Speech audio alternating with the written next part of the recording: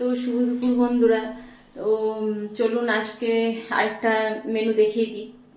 জানেন হয়তো অনেকেই, তো আবার অনেকে না জানাও থাকতে পারে। তো শুভ দুপুর, ভালো থাকবেন। তো লেটস গো আমার রান্নাঘর।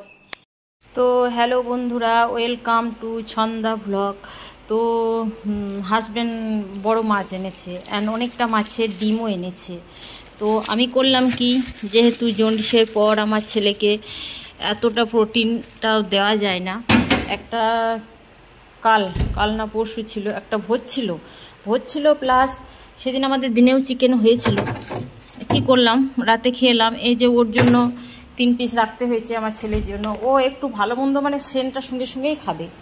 তো কি করলাম, আমি আজ মাছটা রেখে দিলাম, কারণ ছেলে গেছে কম্পিউটার ক্লাস এবং সে বলেছে মা আমি আজ ওখানেই হোটেলে খেয়ে নেব।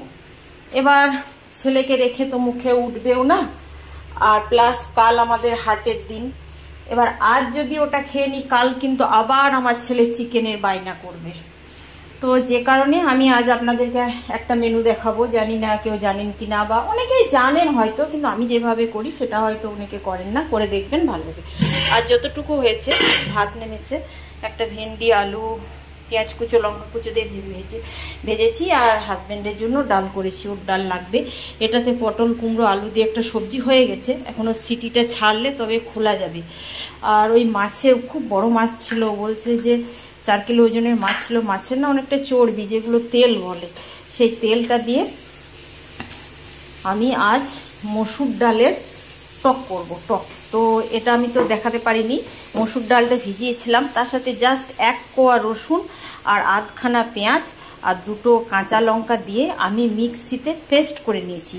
এবং পেস্ট করার পরে যেমন বেসন ফাটে সেইভাবে ফেটে আমি একবারে সেই একটা ভট ভট আওয়াজ, এই দেখুন কতটা সফট হয়ে গেছে, ফেটে নিয়েছি। খাবার সোডা আরে দেবেন না বন্ধুরা, খাবার জিনিসে কেন কেমিক্যাল মেশাবেন।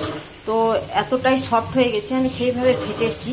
এখন আমি এটাকে বড়ার আকারে ভাজবো। এখন এখানে একটা কথা বলে দিই, বড়ার আকারে ভাজলে খুব একেবারে চিমটের মতো ভেজে নেবেন না, মানে ভাজাটা যেন সফট হয়, মানে হালকা ভাজা, একটু ভাজা হবে, তার মধ্যে ভিতর পর্যন্ত একেবারে খড়া খড়া করে নেবেন না। সেই বড়াগুলো কিন্তু টকের ঝোলে ফেললে সেটা সফট হয় না, নরম হয় না। তো বড়াগুলো এখন আমি করে নিই, এক হাতে ভিডিও করছি, তো বড়াগুলো করতে করতে আবার আমি দেখাচ্ছি। তো বড়াগুলো দেখতে পাচ্ছ বন্ধুরা, আমি তো শ্যালো ফ্রাই হিসাবে ভাজি, খুব কম তেলে এইভাবে বড়াগুলো করেছি। এই যে মাঝখানটা দেখুন একটু কাঁচা কাঁচা সফট আছে। এবার এটা কি করব, টকটা ঠিক নামানোর 5-7 মিনিট কি 5 থেকে 10 মিনিট আগে দেব, অথবা প্রচণ্ড নরম হয়তো একেবারে সফট কেকের মতো। তো কি হয়, বেশি আগে দিলে বড়াগুলো ভেঙে গলে যায়। আর যেহেতু আপনারা ডাক্তারের মুখেও শুনে থাকবেন, দেখবেন অপারেশন, বড় অপারেশন বলে কি করে, মসুর ডাল খেতে বলে যে জল টানে, এর একটা জল টানা অভ্যাস আছে। তাই টকের ঝোলটা মানে যত একদম পাতলা করবেন ততটা পাতলা থাকবে না, এইগুলো কেকের মতো তো শোক করে নেবে। আমি দেখাতে থাকবো। আর এখন তো মানে ছেলের শরীর খারাপের পর তেল মশলাতে আমাকে প্রচণ্ড হাড় কিপটে হতে হয়েছে। এই যে দেখুন মাছের যে তেলটা ছিল, সেই তেলটা থেকে যে তেলটা বেরোচ্ছে, আমি সেই তেলটাতে আমি টকটা রান্না করব, আমি আর এক্সেস তেল দেব না। ওকে, তো এই টকে একটু কি বলবো, পেঁয়াজ দিলে ভালো হয়। পেঁয়াজ দিলে তো পেঁয়াজে আবার খুব, টকে পেঁয়াজ দিলে খুব অম্বল গ্যাসও হয়, কিন্তু তার মধ্যেও দিতে হবে একটুখানি, তাছাড়া কিন্তু ভালো হবে না। আমি দেখুন কতটুকুনি পেঁয়াজ জাস্ট ফ্লেভারের জন্য এইদিকে দিলাম। আর এদিকে ফোড়ন, আমি 5 ফোড়নে মিথি দিই না, মিথিগুলো একটু তেতো লাগে, তো দাঁতে লাগলে দানা দানা তেতো লাগে।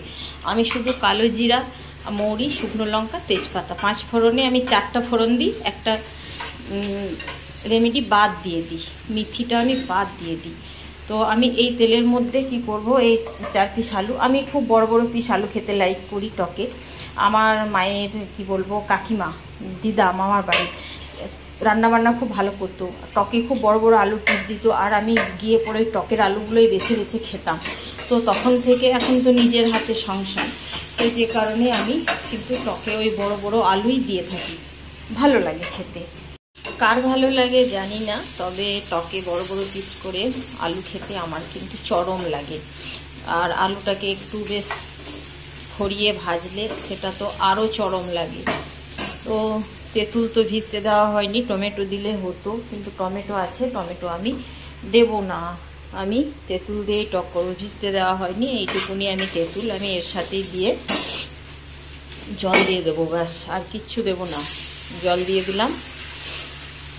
এখানে মা গঙ্গা আনতে হবে, তাছাড়া এইগুলো সব সফট করে নেবে। আমি যেটা দিই, আমি আমার মতো বলছি, কাঁচা জিরের গুঁড়ো দিয়ে আমি একটু, কাঁচা জিরে, প্যাকেটিং জিরে যেগুলো পাওয়া যায়, আর অনেকে টকে কিন্তু মিথি সর্ষে কাঠখোলায় ভেজে দেয়, আমি কিন্তু সর্ষেটা দিই না। সর্ষে গুঁড়োটা আমার তেতো তেতো লাগে টকে। আমি জাস্ট মিথি গুঁড়ো আর একটুখানি হলুদ দিয়ে দেবো, আর ব্যাস। এবার নামানোর সময় একটু ভাজা গুঁড়ি, কাঠখোলায় জিরে, মরি, ধনে, শুকনো লঙ্কা কাঠখোলায় ভেজে যে একটা দরদরা ভাব রেখেছি, ওটা নামানোর সময় ছড়িয়ে দেবো জাস্ট, আর একটু হলুদ দেবো, ঢাকা চাপা দিয়ে হতে দেবো। টক তো আমার ফুটে চলে এসেছে। আমি একটু মিষ্টি মিষ্টি টক খেতেই লাইক, টক তো আমার ফুটে চলে এসেছে। আমি একটু মিষ্টি মিষ্টি টক খেতেই লাইক করি, খুব মানে চিকা বা খুব টক আমার পছন্দ নয়। তো চিনি একটুখানি দিয়েছি, তো যে যেমন খাবেন সে তেমন দেবেন। আমি এখন বড়াগুলো দিয়ে দেব। এই যে এতটা ঝোলা ঝোলা ভাব দেখছেন, এটা থাকবে না, একটু পর এটা কিন্তু টেনে যাবে। তো এই হচ্ছে আমার টকের ফাইনাল লুক। তবে এই জলা ভাবটাও থাকবে না, টকটা যখন ঠান্ডা হবে একদম গায়ে লাগা লাগা হয়ে যাবে। আমি একটু ঝোল ঝোল রাখবো, যে কারণে একটু বেশি জল দিয়েছি। এখন আমি কি করব, এই যে ভাজা গুঁড়োটা আমি একটু আগেও দিয়েছি, যাতে বড়াগুলোর মধ্যে ভাজা গুঁড়োর ফ্লেভারটা ঢুকে যায়। অনেকে টক নামানোর আগে কিন্তু একটু কাঁচা তেল ছড়ায়, আমার কিন্তু কাঁচা তেলের গন্ধটা ভালো লাগে না, তাই আমি দেব না। আমি এবার গ্যাসটা বন্ধ করে ঢাকা চাপা দিয়ে রেখে দিলাম। তো আজকে রান্না আমার ভাত, ভেন্ডি পেঁয়াজ ভাজা, ডাল, একটু পটল কুমড়ো আলু দিয়ে ওই ভাজা গুঁড়ো মশলাটা আমার খুব ভালো লাগে, আর একটু গাওয়া ঘি দিয়ে সবজি। আর এই হচ্ছে আমার টক। এই দেখুন টক আমার কেমন হয়ে গেছে দেখুন। বললাম না আমি ফাইনাল লুক দেখাচ্ছি। কতটা জল দিয়েছিলাম মা গঙ্গা, কিন্তু টক একেবারে সফট হয়ে গেছে। বড়াগুলো তো এই দেখুন, বড়া কিন্তু মানে গরম আছে এখনো, এই দেখুন একেবারে সফট। তো এই হচ্ছে আমার আজ মেনু। তো শুভ দুপুর, সকলে ভালো থাকবেন, টাটা।